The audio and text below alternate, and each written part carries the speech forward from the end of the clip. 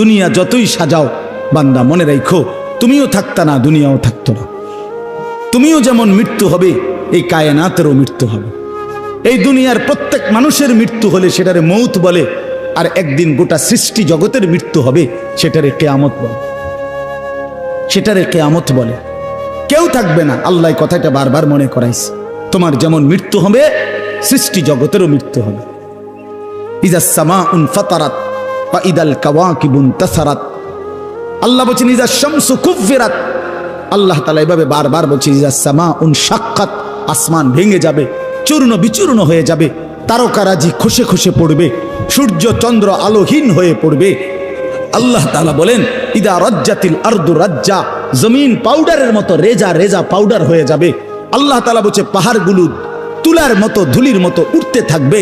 আল্লাহ বলছে বান্দা একদিন আমি গোটা কায়নাত আমি শেষ করে দেব, আমার সংসার আমি গুছায় ফেলবো, আমার এই কায়নাত আমি আল্লাহ তাআলা ইসরাফিলের সিঙ্গার ফু দিলে আমি আল্লাহ তাআলা গুটিয়ে ফেলবো। এই কথাটাই আপনাদের সামনে এখানে আমি শুনাইতে চাই, এই অল্প একটু শুনে। আল্লাহ তাআলা এখানে এই কথাটাই তুলে ধরছেন কোরআনের বহু সূরায় যে বান্দা এই সৃষ্টি জগৎ একদিন থাকবে না, কিয়ামত হবে, একদিন ইসরাফিল ফু দিবে। ইসরাফিল যেদিন ফু দিবে, কোরআনে এই বর্ণনাটা দুই ভাবে আছে। একটা হলো ইসরাফিল প্রথমবার ফু দিবে, আরেকটা হলো ইসরাফিল দ্বিতীয়বার ফু দিবে। ইসরাফিল মোট দুইবার ফু দিবে। প্রথমবার ফু দিলে জমিনের মধ্যে ভূমিকম্প শুরু হবে। আল্লাহ বলেন এই ভূমিকম্পটা গোটা পৃথিবী একসাথে, আমার সৃষ্টি পুরাটা একসাথে নড়বে। ইন্না জালজালাতাস সাআতি শাইউন আযীম। আল্লাহ বলেন বান্দা দুনিয়ায় বহু ভূমিকম্প তুমি দেখছো, তবে মনে রেখো কিয়ামতের ভূমিকম্প, ইসরাফিল ফু দিলে প্রথম যে ভূমিকম্প হবে, কিয়ামত সংঘটিত হওয়ার জন্য, গোটা সৃষ্টিটা ভেঙে চুরে যাওয়ার জন্য, সেটা হবে বড়ই ভয়ানক, সেটা বড়ই ভয়ানক। ইয়াউমা তারাউনাহা তাদহালু কুল্লু মুরদিআতিন আম্মা আরদাআত। কোরআন শরীফে আছে এই প্রথম ভূমিকম্প যখন শুরু হবে জমিনে, ইসরাফিলের ফু শুরু হবে, সব কিছু যখন ভাঙতে শুরু করবে, আল্লাহ তাআলা বলেন যে মা তার দুধের বাচ্চা কোলে দুধ খাওয়াচ্ছিল, ওই মা সন্তানকে ছুঁড়ে ফেলে দিয়ে পাগলের মতো ছুটতে থাকবে। ওয়াতাদাউ কুল্লু যাতি হামলিন হামলাহা, যে মায়ের পেটের বাচ্চা 10 মাস পূর্ণ হয়ে গেছে, এই আর ঘন্টা 2-4 ঘন্টা পরে বাচ্চাটা প্রসব হবে। আল্লাহর কসম, আল্লাহ কোরআনে বলছে সেই গর্ভধারিণী মা 10 মাস যে তার সন্তানকে গর্ভে লালন করেছে, ইসরাফিলের ফু দিলে জমিনের কম্পন যখন শুরু হবে, ভূমিকম্প, তখন এই গর্ভধারিণী মা এভাবে দৌড়বে, এভাবে ছুটবে, নিজের বাচ্চা নিজের থেকে খালাস হয়ে পড়ে যাবে, মা ফিরেও তাকাবে। ও তারা নাসা সুকারা, আল্লাহ বলে সমস্ত মানুষগুলো বাতালের মতো দৌড়তে থাকবে। এইভাবে সব কিছু কাঁপতে কাঁপতে সব কিছু কিছু দূর গিয়া গিয়া ভাঙ্গা ভাঙ্গা পড়বে, মুখ থুবড়ে পড়বে। তো আল্লাহ রাসূল সাল্লাল্লাহু আলাইহি সাল্লাম বলেন সমস্ত কিছু এই সৃষ্টি জগতের যা আছে আল্লাহ ব্যতীত সব কিছুই প্রথম ফুঁয়ের পরে কাঁপতে কাঁপতে ভূমিকম্পের মতো হয়ে জমিনের তলদেশে চলে যাবে। মাটির উপরে তখন একটি সুতা আর থাকবে না, আর কিছুই না। এই হলো কিয়ামত, প্রথম ফু, প্রথম ভূমিকম্প। নির্দিষ্ট একটা সময় পরে আবার আল্লাহ তাআলা ইসরাফিলকে জীবিত করে আবার বলবেন আরেকটা ফু দাও, একটি নির্দিষ্ট সময় পরে। সেই সময়টা কতদিন? হাদিসের একটি বর্ণনা থেকে, নবীজির একটা বর্ণনা থেকে মুহাদ্দিসিনে কেরাম বলছে এই দ্বিতীয় ফু আর প্রথম ফুর মাঝখানে, প্রথম ফুতে সব কিছু যখন কবরে চলে যাবে, তখন হতে পারে দ্বিতীয় ফু দিতে দিতে মাঝখানের সময় 40,000 বছর। আমার বন্ধু, আমার বাপ, আমার ভাই, রাত হইছে, কষ্ট সবাই করতেছেন, এতটুকু তো ভাবেন সর্বশেষ যেই লোকটা কবরে যাবে, শেষ হতে পারে তাকে কবরেই থাকতে হবে 40,000 বছর। তো এখন যারা মরছে, এখন যারা মরতেছে তারা কবরে আছে আজকে কত বছর? নবীজি সাল্লাল্লাহু আলাইহি সাল্লামের জামানায় যারা মারা গেছে তারা আজকে কতদিন কবরে?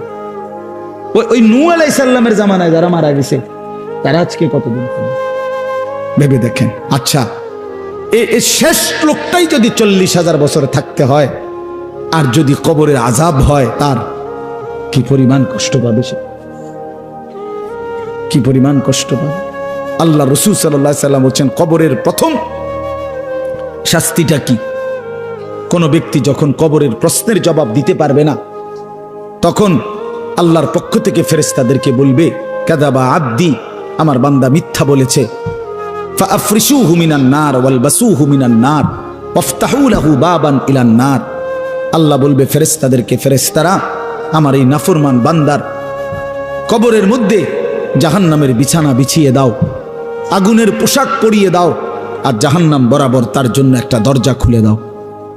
এরপরে নবীজি বলছেন ফেরেশতারা এই ব্যবস্থাপনা করে আল্লাহর কসম বাফ, নবীজি বলছেন ফেরেশতারা যখন চলে যাবে এই আগুনের বিছানা বিছায়া, আগুনের পোশাক পরাইয়া, আর জাহান্নামের দরজা খুলে দিয়ে যখন কবরে রেখে এই নাফরমানকে রেখে যাবে, তখন আল্লাহ নবী সাল্লাল্লাহু আলাইহি সাল্লাম বলেন প্রথম মুহূর্তেই ফেরেশতা চলে যাওয়ার সাথে সাথে মাটি ডান দিক থেকে এই নাফরমানকে একটা চাপ দিবে, বাম দিকে ডান পাশের হাড্ডি পাঁজর ভাঙ্গা বাম দিকে চলে যাবে।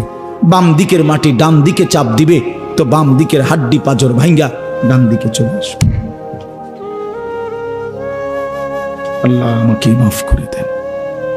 আল্লাহুম্মা ইন্নী আউযু বিকা মিন আযাবিল কবর। নবী সাল্লাল্লাহু আলাইহি সাল্লাম 5 ওয়াক্ত নামাজের পরে, আল্লাহর কসম বন্ধু, প্রতিদিন 5 ওয়াক্ত নামাজের পরে নবীজি কবরের আযাব থেকে পানাহ চাইতেন প্রতিদিন। হযরত উসমান রাদিয়াল্লাহু তাআলা আনহু কবরের সামনে দাঁড়াইলে এই পরিমাণ কাঁদতেন, হাত্তা ইয়াবুল্লা লিহিয়াতাহু। হাদিসে আছে কিতাবে যে তার দাড়িগুলো ভিজে ভিজে যাইত, দাড়ি ভিজে যাইত, এই পরিমাণ কাঁদতেন কবর দেখলে। এরপরে তো সামনে ভাইয়া, বিষয়টাকে হালকা মনে করেন না। বাবারা আমার, ছেলেরা আমার, বিষয়টাকে দোস্ত আমার হালকা মনে করুন। এই বেনামাজি জিন্দিগি কষ্ট পাইবেন, এই বেহায়ার জিন্দিগি কষ্ট পাইবা বাপ। আমি বলছিলাম আরেকটা কথা আল্লাহ নবী বলবে, একটা কথা তো আল্লাহ বলছে বান্দা, আমি আর কতবার বললে, কেমনে বললে, আমি এর চাইতে দামি আর কোন কথা নাজিল করলে তুমি আমারে মানতা।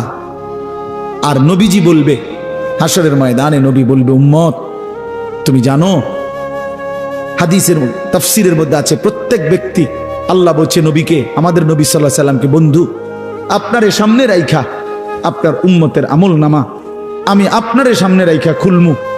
নবী সাল্লাল্লাহু আলাইহি ওয়াসাল্লাম যখন উম্মতের আমল নামা খুলে দেখবে, খোদার 365 দিনে কোনো দিন ফজরের নামাজের সেজদা নাই, 30 বছর সুদের ব্যবসা করছে, 50 বছর মিথ্যাই বলে গেছে, হারাম রোজগারি করেছে, 30 বছর যাবত মহিলাটা কোনো পর্দা করে নাই, ঘরের মধ্যে কোনো দিন শরীয়ত বলতে কিছু নাই। আল্লাহর নবী সাল্লাল্লাহু আলাইহি সাল্লাম তখন বলবে উম্মত তুমি জানো আমি 23টা বছর অনবরত তোমার জন্য কেঁদেছিলাম। আমি সেই নবী, যে নবী সারা রাত এশার নামাজের পরে দাঁড়াইছি ফজরের আজান পর্যন্ত, এক দাঁড়ানোতে চোখের পানি ফেলে উম্মতের জন্য দোয়া করছিলাম। আল্লাহ রসুলের স্ত্রী আম্মা জান আয়েশা বলছেন নবী এই পরিমাণ কাঁদছে, এতটা লম্বা দাঁড়ায় ছিল উম্মতের জন্য, হাত্তা তাওয়াররামাত কাদামাহু, 2টা পাও ফুলে ফুলে গেছে। আল্লাহ নবী বলবেন উম্মত আমি 23 বছর কাঁদছি রে, প্রতিটা রাত কেঁদেছি, দিন কেঁদেছি। আমি এই পরিমাণ, পিঠটা খুলে দেখাবে চাদর সরিয়ে, আমার উম্মত আমার পিঠটা দেখো, তায়েফের পাথরের আঘাতে আমার পিঠ কি পরিমাণ ছিদ্র ছিদ্র হয়ে গেছে। আমি সেই নবী, যে নবী তোদের জন্য পেটে ক্ষুধার কষ্টে পাথর ভাঙছিলাম 2টা। আমি উহুদের ময়দানে দান দান শহীদ করে রক্ত মাখা শরীর নিয়ে বেহুশ হয়ে লম্বা সময় পড়েছিলাম। আমার ঘরের চুলায় 3 মাস, হাদিসে আছে আম্মা জান আয়েশা বলছেন নবীজির ঘরে আমরা 9 জন বিবি, উনি বলছে আল্লাহর কসম 3 মাস, কোনদিন টানা 3 মাসে কোনদিন আমাদের ঘরের চুলায় 9 জন বিবির ঘরে কারো ঘরের চুলায় কোনদিন আগুন জ্বলে না। 3 মাস খেজুর আর পানি দিয়ে আমরা জিন্দেগি কাটাইছি। আল্লাহ নবী বলবেন উম্মত তাহলে এত কাঁদলাম কার জন্য, এত রক্ত ঝরাইলাম কার জন্য? পেটে পাথর বাঁধলাম কার জন্য? বিনিময়ে এটা কি আমল নামা নিয়ে আসছো? ছেলেরা বলো ভাই, একটা ছেলে বলো রাসূলুল্লাহ সাল্লাল্লাহু আলাইহি ওয়াসাল্লামের সুপারিশটা একটা মামুলি ব্যাপার। রাসূলুল্লাহ সাল্লাল্লাহু আলাইহি ওয়াসাল্লাম বলবে, উম্মত এটা কি আনলা? আমি এই আমল নামা নিয়া আমার মতো এত বড় শ্রেষ্ঠ রাসূলের উম্মত তুমি, আমি মালিকের সামনে দাঁড়ামু কেমনে? এটা দেখামু কেমনে? আরে চেয়ারম্যান ভাই, আপনি কেমনে দেখাইবেন? আপনার অনুসারী যদি, আপনার অঞ্চলের একজন মানুষের যদি পুরাটা পৃষ্ঠার মধ্যে 110টা মামলা থাকে, আপনি তার জন্য কেমনে নেবেন? আপনি একজন উপরস্থ পদস্থ কর্মকর্তার কাছে আপনি কিভাবে সুপারিশ করবেন? বেটা তোর তো কিছুই নাই বেটা, শুধুই অপরাধ আর অপরাধ ছাড়া। তো এই বেচারা লজ্জিত হবে কিনা বলেন না কেন? তো নবী সাল্লাল্লাহু আলাইহি সাল্লাম বলবেন, উম্মত তুই আমার মতো শ্রেষ্ঠতম রাসূলের মাথাটা তো ছোট করে ফেললি, তুই তো আমার উম্মত, তুই এটা কি আনলা? আমি কেমনে দেখাবো এটা আমার মালিকের সামনে যে রব্বুল আলামিন এটা আমার উম্মতের আমল নামা?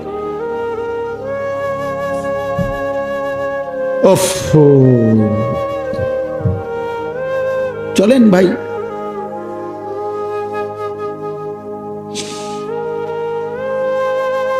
এই জন্য দোস্ত আমার, বন্ধু আমার, আমি দিবানিশি এই চিৎকার চেঁচামেচি করি, এই আহাজারি আমার অনেক দিনের। মুসলমানের সন্তান ফিরবে, নওজওয়ানরা ফিরবে, মুসলমানের যুব সমাজ নামাজ পড়বে, আল্লাহরে চিনবে, এটাই আমার স্বপ্ন, এ আমার দিলের তামান্না। কারো প্রতি আলহামদুলিল্লাহ এখন আর দিলে শত্রুতা রাখি না, কারো বিরোধিতা, কারো প্রতি হিংসা করার কোনো সময়ও নাই, বিশ্বাস করেন, একদম সময় নেই, সময়ই তো না। আমি জুমার নামাজ পড়াইছি ঢাকা মোহাম্মদপুর আদাবর, আমার জুমা, ওইখান থেকে আমি জুমার পরে রওনা দিয়া মাগরিবের পরে রোয়াচালা বয়ান করছি, এশার একটু পরে ওই মুসাগারা বয়ান করছি, এরপরে এখানে এসে বয়ানে বসছি, শুধু অজু করছি,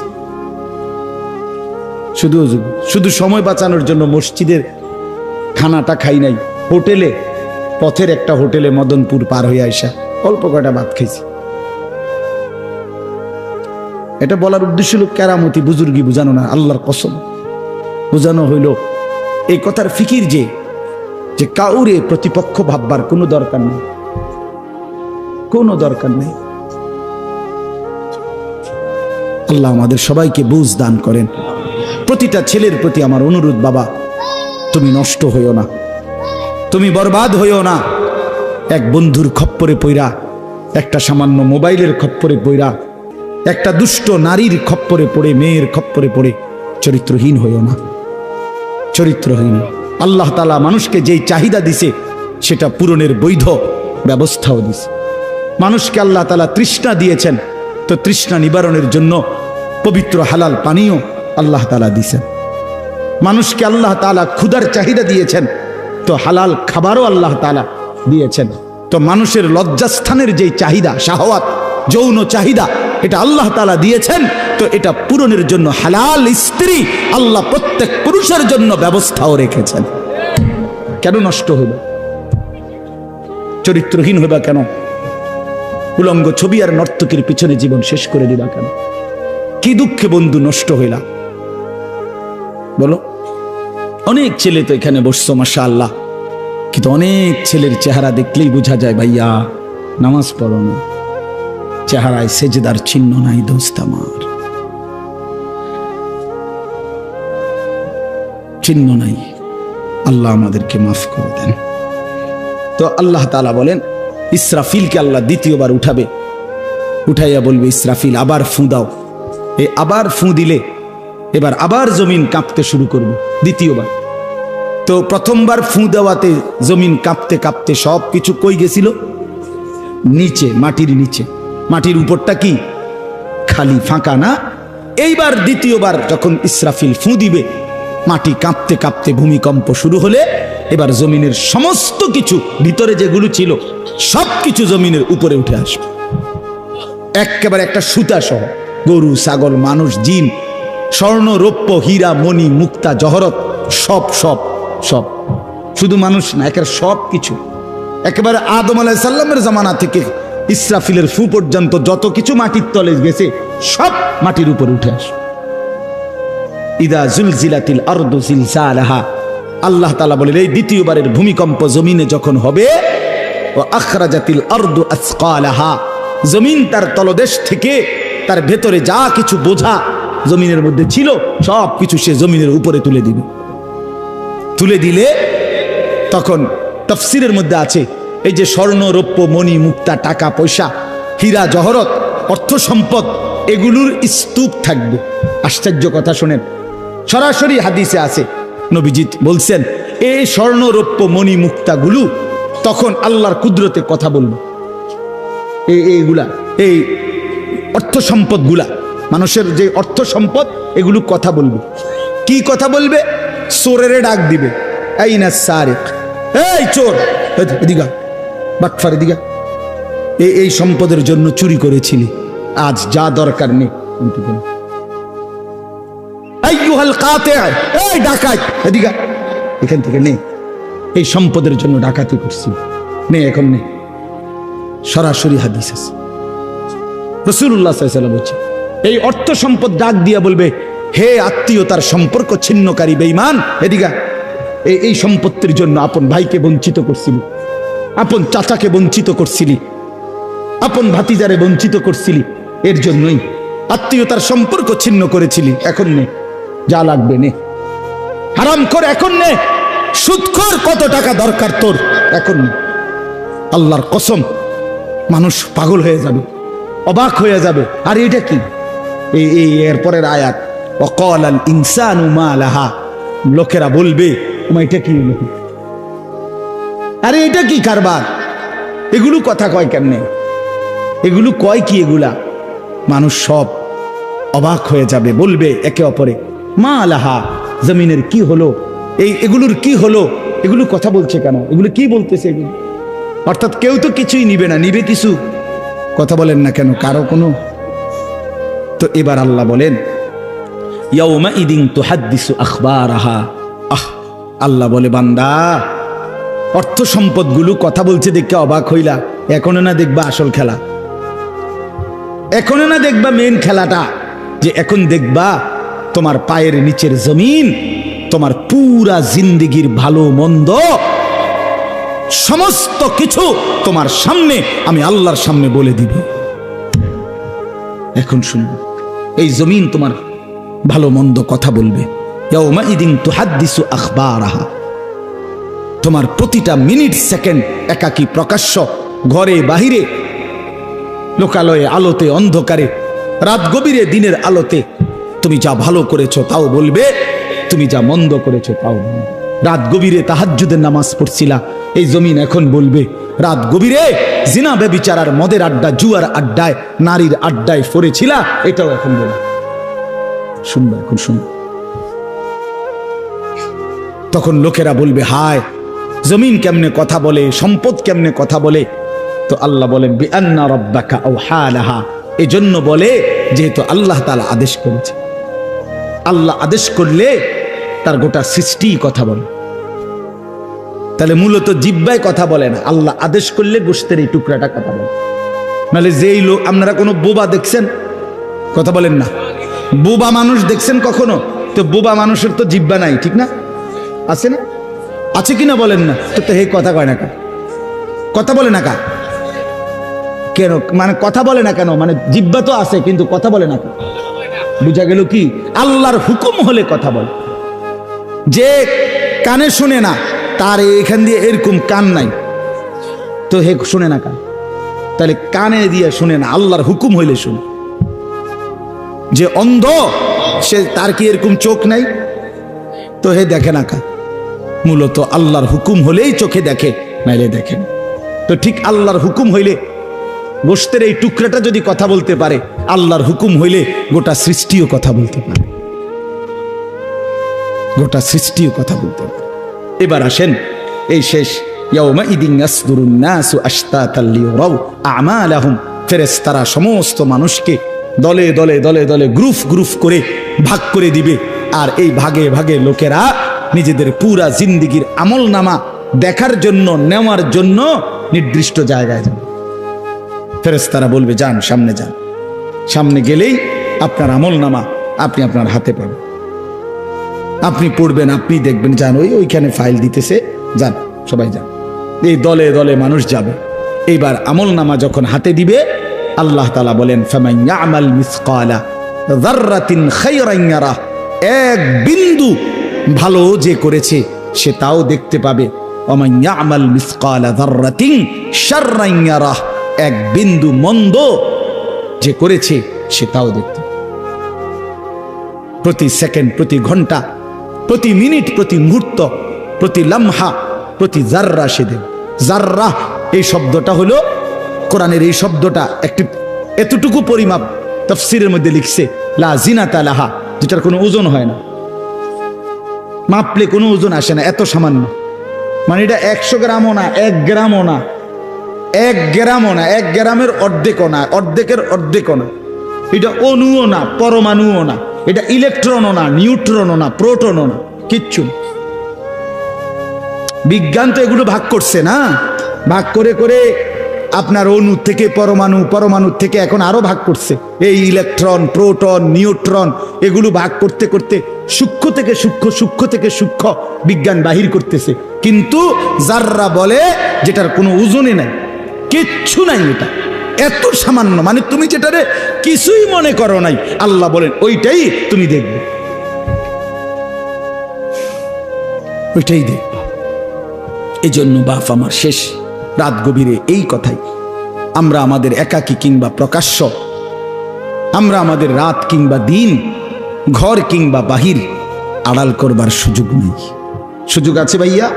ছেলেরা কাজেই রাতের 3টায় দুনিয়া ঘুমায়, আল্লাহ ঘুমায় না। অশ্লীল ছবি দেখো না। রাতের 3টায় মা ঘুমায়, বাবা ঘুমায়, মালিক ঘুমায় না।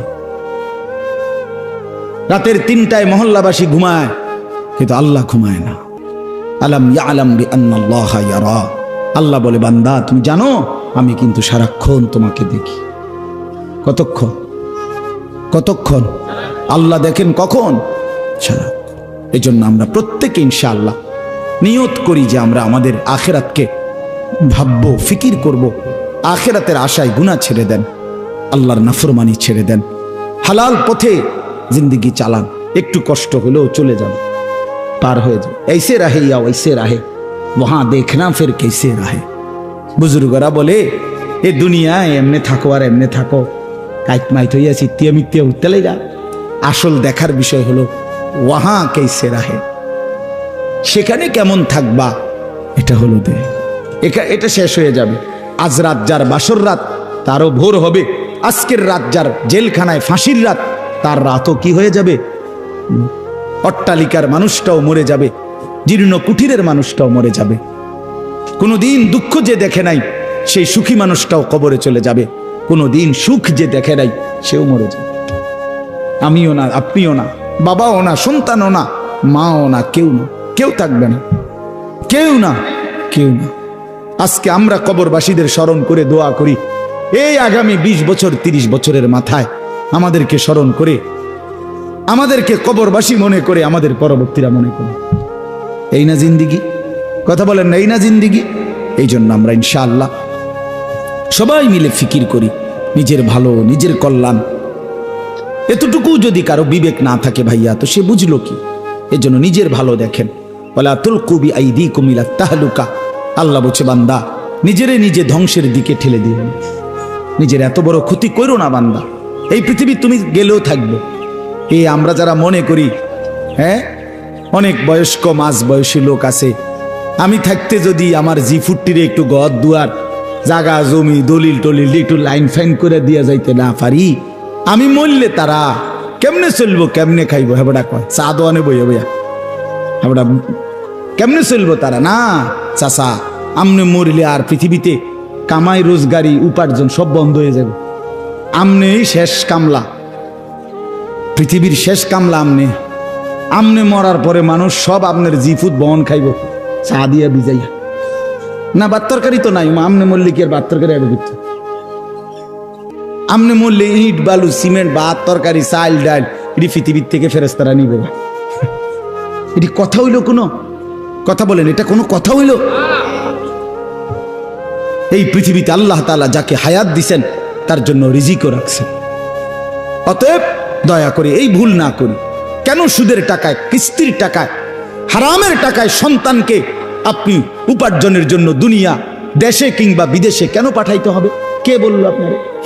এই দায়িত্ব আপনার দিল কে? যে আমি বেটা জাহান্নামে গিয়া হইল তোরে বিদেশ পাঠান লাগবো সুদে টিয়া লইয়া, কিস্তিতে টাকা লইয়া? কেন বলেন না? এটা কোনো ইনসাফের কথা হইল? এটা পৃথিবীর কোন আইনে আছে না আল্লাহর কোন আইনে আছে? তো এটা কি? এটা হলো লোভী। লোভী আমনে এবার কলজাটা খুললা চান, এবার কলজার ভিতরে হলো লোভ। এই জন্য এবার কিস্তি লইছে, সুদ লইছে, ফুতেরে টাকার মেশিন বানাইয়া পাঠাইছে বিদেশে, যে তুই শুধু টাকা পাঠাইবি, তোর চাচা জমি বেচবো, তোর জেডায়ও জমি বেচবো, উত্তর দিকের এন্দিয়া 10 শতক বেচবো, হুঁচি টাকা রেডি রাখতে হবে। নাই তো কি?